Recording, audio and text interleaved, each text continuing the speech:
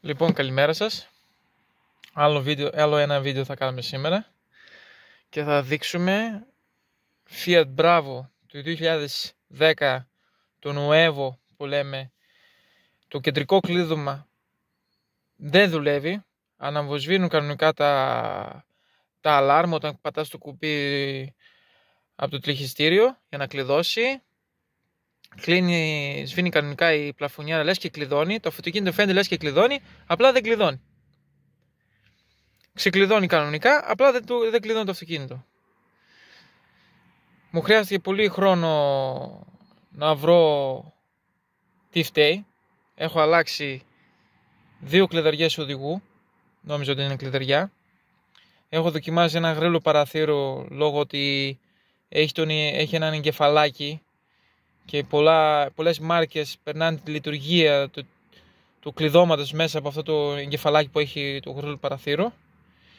Έχω δοκιμάσει και καινούρια μονάδα BGA, δηλαδή ασφαλιοθήκη καμπίνας, εγκέφαλο καμπίνας, που βρίσκεται ακριβώς εδώ. Πάλι δεν είχε αποτέλεσμα. Κοίταξα καλωδιώσεις, τα πάντα. Τέλος πάντων, μην τα απολογώ, με λίγα λόγια βρήκα την άκρη.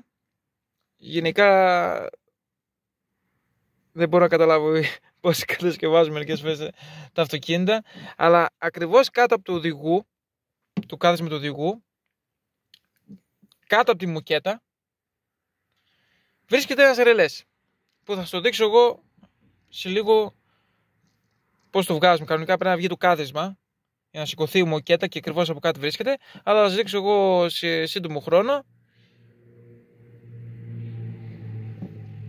ότι ο ρελές του κεντρικού κλειδώματος βρίσκεται ακριβώς εκεί. Λοιπόν, βρισκόμαστε αυτή τη στιγμή κάτω από το κάθισμα του οδηγού. Κανονικά θέλει να βγει και σηκώνουμε αυτή τη μουκέτα. Βλέπετε το φυσάκι. Αυτός είναι ο ρελές του. Δεν μιλάμε για το κουτάκι που έχει τη φύσα από το κάθισμα που περνάνε μέσα, αλλά μιλάμε για αυτό εδώ. Για αυτό εδώ. Ακριβώς εκεί. Το ξεβιδώσω και να σας το δείξω. Λοιπόν, όπως βλέπετε την έχω ξεβιδώσει.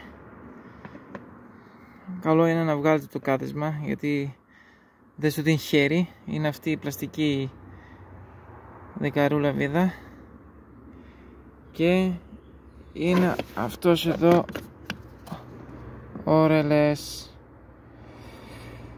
Του κάνετε αντικατάσταση και το κλείδωμα δουλεύει ρολόι.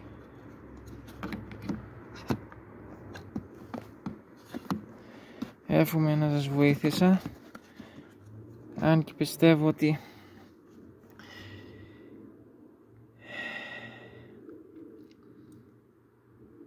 ότι δύσκολα βρίσκεται αυτή η βλάβη, γιατί πιο πολλοί μου έλεγαν για εγκέφαλο καμπίνας,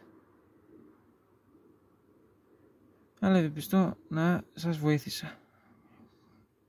Οπότε σας χαιρετώ και καλή συνέχεια.